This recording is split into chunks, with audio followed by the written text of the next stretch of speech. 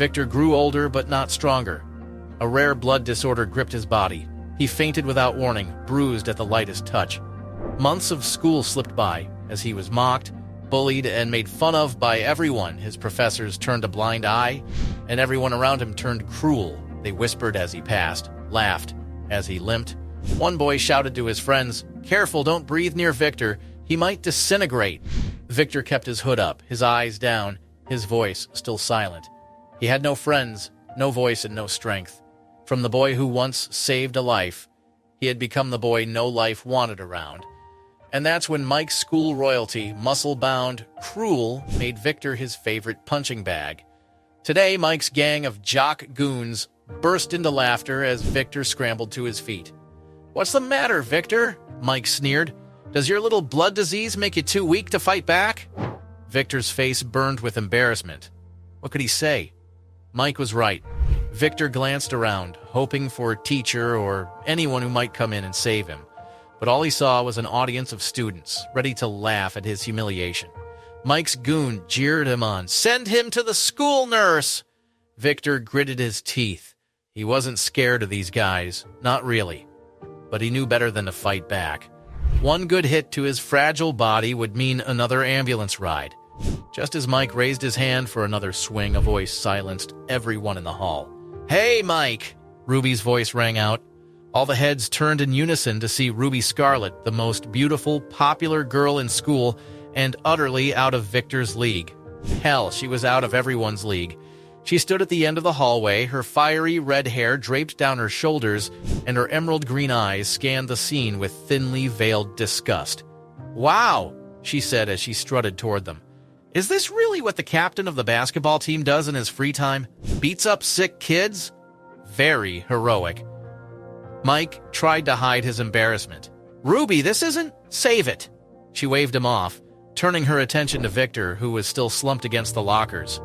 His heart jumped when she looked his way, like her beauty was aimed right at him. He didn't think she even knew his name.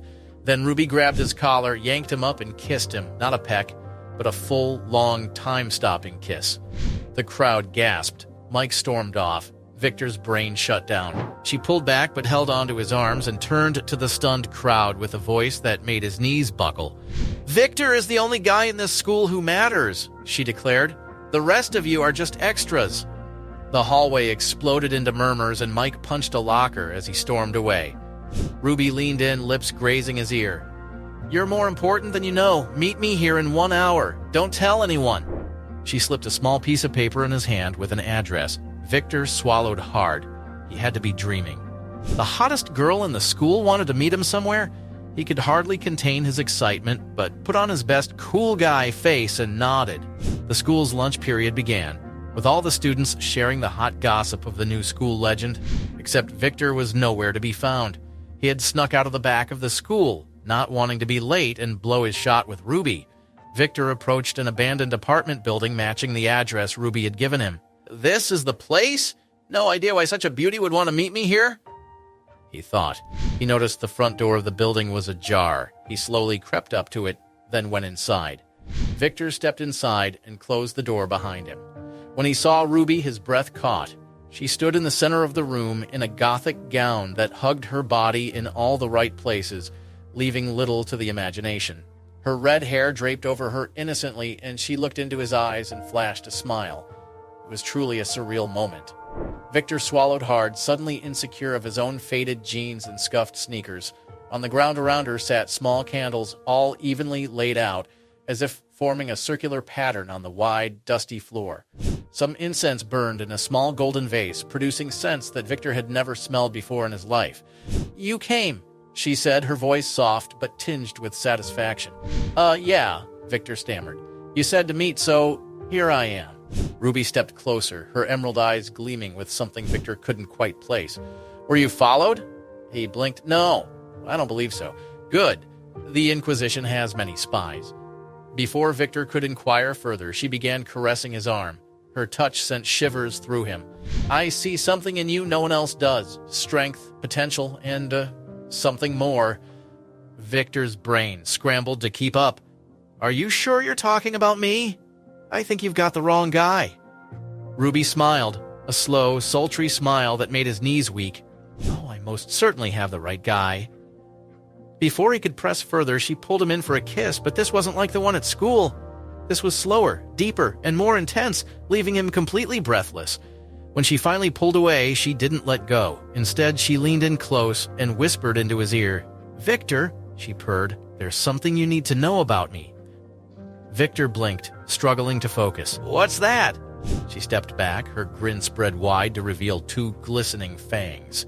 "I'm a vampire," she said with a seductive hiss. "You're a what?" Victor's mind was reeling. Was this some kind of joke? "You heard me," she said with a playful chuckle, running her finger down this chest. "And tonight, Victor, you're going to become one too." Victor stumbled back on wobbly legs. "You're joking, right? This is just some kind of prank. There's no such thing as vampires." Ruby's eyes shimmered as she flashed her fangs again. "Does this look like a joke to you?" Victor couldn't deny the sharp reality of them. They were real. "Okay," he managed to say, his voice cracking. "So you're a vampire. Why are you telling me this?" "Because you're special, Victor." She cupped his face. "Your blood. It's unlike anything I've ever encountered." Victor swallowed hard. No girl had ever looked at him the way Ruby was looking at him now. She licked her lips as she continued. "Your blood is rare. You have no idea how powerful it is. It's perfect. I've been searching for someone like you for longer than you can imagine." "You mean my blood disorder?" Victor asked. "Your blood isn't a disorder, Victor," she said, tracing his chest with a red-painted fingernail.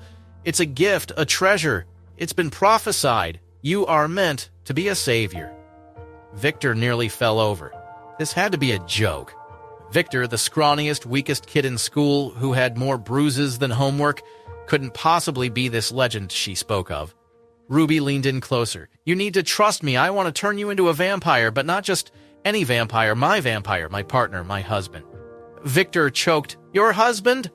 Ruby pressed herself against him, in a pillar behind him, her chest feeling his heart pounding. "Victor, you are to be my husband, and together we can do anything. Together the Inquisition won't stand a chance." "But you don't even know me," he nervously muttered. "I have eternity to get to," she cooed into his ear. Victor's pulse thundered. This was insane, completely, utterly insane. It was shocking enough that the most popular girl in school even knew his name. Now she's telling him she wants to be his vampire bride, and legends spoke of someone with his blood type being a savior. But Ruby's eyes burned with a hypnotic intensity, and the way she looked at him like he was the only thing in the world that mattered made it impossible to resist. "This is crazy," he muttered. "Crazy," she echoed, "but true." She brushed her lips against his. "Say yes, Victor. Say yes, and I'll give you everything you've ever wanted. Strength, power, me." Victor hesitated, his body warring with his mind. But she was irresistible. Against every ounce of logic, he whispered, "Yes." Ruby's red lips curved into a wide smile. "Good, then let's begin." Ruby took him by the hand and brought him over to a small chaise, covered with a tarp. She removed the tarp and gently laid him down onto it. She reached into her dress and pulled out a small silver dagger, the blade almost humming. "Wait!" Victor said, his stomach twisting as she stepped closer. "What exactly does this ritual involve?" "Well, don't freak out or anything, but..." Ruby's expression turned serious. "I'll have to kill you, Victor, but don't worry," she added quickly. "Through the ritual, you'll be reborn, stronger, immortal, forever by my side." "Kill me? This is absolutely insane. I don't know if I want this," he squeaked. "Trust me, Victor," Ruby assured him. "I would never let anything happen to you. This is the only way. I need you. We need each other." Victor searched her face for any trace of mockery, but only saw conviction. The way she looked at him made him feel larger than life, like he was the center of her universe, and if some ancient power really was buried inside him, wouldn't he want to know? "My whole life, I've felt like a mistake, but now I could feel like a myth. A legend," he thought. He had nothing to lose. "Okay," he said. "Let's do it." Ruby smiled back. "All right," she whispered excitedly. "Here goes nothing." She picked up a dagger and ran it down her open palm, wincing slightly as the crimson blood began to pour down her wrist. She let it drip into a small, ornate vial, then tilted Victor's head back on the armrest of the chaise. "This might feel intense," she murmured. She leaned over him in an attempt to drip the blood from her mouth into his, when suddenly her eyes shifted to the front door. The lights in the room, which had not had power in quite some time, suddenly began to flicker, being brought to life. Victor noticed and slowly sat up, while Ruby now stood, dagger in hand, watching the front door. The candles began to flicker. "What's happening?" Victor asked, his voice trembling. "She's found you too." Suddenly, a crash of lighting came in through the large, domed skylight and struck the center of the lobby floor, barely missing Ruby. The lightning danced in the center of the room until a pair of long, slender, beautifully wicked legs stepped out of the beam. The lighting fizzled back up into the sky in the blink of an eye. In the center of the room stood a lone woman with short blonde hair, piercing eyes, and an hourglass figure. "Well, well," she spoke. "I thought I smelled something delicious. Thankfully, it's not the wedding cake and just the groom." Victor saw the fangs peeking from her lips as she stepped toward them. Victor froze. Her beauty was paralyzing. "Who the hell is she?" Victor shouted. Ruby stepped in front of Victor protectively. "Her name is Sasha Folger, heiress to the noble Folger vampire clan, and my former best friend." Sasha bowed with a graceful flourish. "That's ancient history, Ruby. I see you're still playing high school. How quaint." Ruby's fangs gleamed as she hissed. "What are you doing here?" Sasha's eyes flicked hungrily to Victor. "Him, obviously. That blood of his. Oh, it's magnificent. The power it could unlock." She licked her lips. "You should have known you wouldn't get to keep him all to yourself." "I'm sorry," Victor blurted out, rising to his feet. "But what the hell is happening?" Ruby ignored him, her focus razor-sharp on Sasha. "He's mine," she growled, arcs of crackling ice crystals dancing along her fingertips. "I found him first." Sasha laughed as her fists glowed blue and ignited into static lightning. "Do you know who you sound like? Possession didn't look good on her, and it certainly doesn't look good on you." The tension snapped like a rubber band. Ruby lunged, her body sparkling with sharp ice shards as she unleashed a lightning bolt aimed at Sasha's chest. Sasha casually waved her hand and summoned a wall of lightning to meet it. The two forces collided in an explosive thunderclap that sent Victor stumbling backwards into an old credenza. In the center of the empty lobby, the fiercely beautiful vampire warriors circled each other. Ruby saw an opening and pounced, her knife-like ice shards arching through the air with pinpoint precision. Sasha countered with spiraling branches of lightning, evading Ruby's attacks like a lioness toying with her prey. Victor gawked, equal parts terrified and mesmerized by the seductive woman's bouncing curves. He had never been the center of anyone's attention, and now two impossibly beautiful, incredibly dangerous vampire women were fighting over him like he was the last slice of cake at a party. "Is this real life?" he muttered under his breath. Sasha launched forward, leaving trails of electricity in her wake, like a lightning storm. Ruby darted to the side, her icicles slicing through the bolts, and retaliated with a spinning kick that sent a blizzard of surging ice toward Sasha. Sasha raised both hands, forming an electric barrier, but the force sent her skidding back. "You're strong," Sasha admitted with a tinge of grudging respect, "but not strong enough."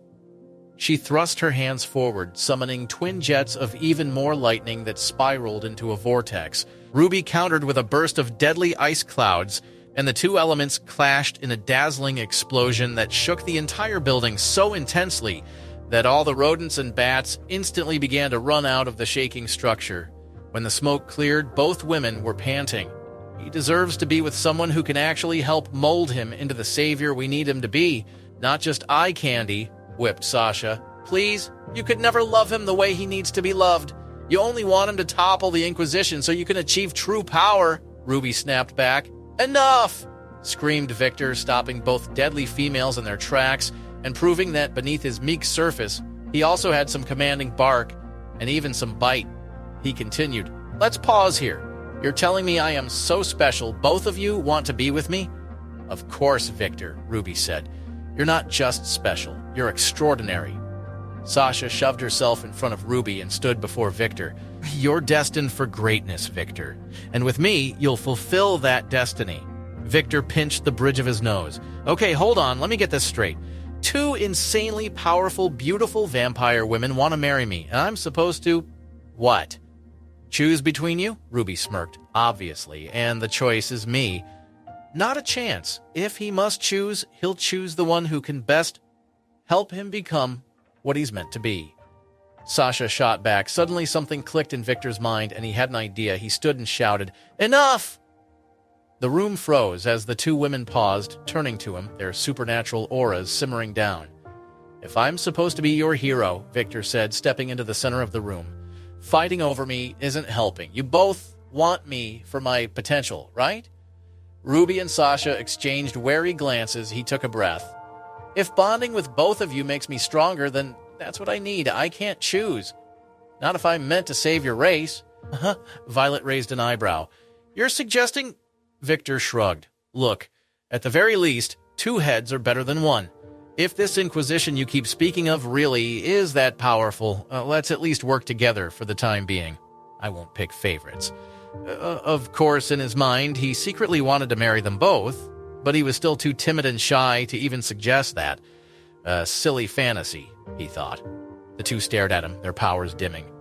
Finally, Sasha nodded. "Desperate times call for desperate measures. If this unlocks your power, I'll agree." Ruby crossed her arms, then muttered, "Fine, but don't expect me to care too much about her." Victor exhaled. "Great!" He gestured to the wrecked ritual circle. "Can we finally get this over with?" The two future brides shared a look, then nodded. Victor lay back on the chaise as the circle flared to life. Ruby and Sasha stood over him, fangs gleaming. "Stay very still," Ruby whispered. "This will only hurt for a second." Sasha smiled. The two immortal goddesses reared back, but before they could sink their fangs, a blaze of fire lit up the room as a demanding and psychotic voice echoed. "How dare you try to claim him for yourself? He was mine from the moment he was born. He belongs to me. He's my darling!" The curtains blew back and turned to ash as the striking figure strolled into the room, fire encompassing the marble tile with each footstep. She was as striking as she was intimidating, dressed in a form-fitting white gown that glowed like an inferno. Her violet eyes glistened like sapphires. Her face was flawless as the driven snow, and framed by long ringlets of flawless silver hair. "Oh God, Violet!" Sasha spat. "Stay back, he's ours!" yelled Ruby. Violet's face was hot and furious as the flames that followed her as she stepped forward. "You bitches, yours? Yours!" The moment he opened his beautiful eyes, he was mine. Touch him again and I will burn you both alive. To find out what happens next, download Pocket FM and listen to all episodes of My 3 Vampire Wives.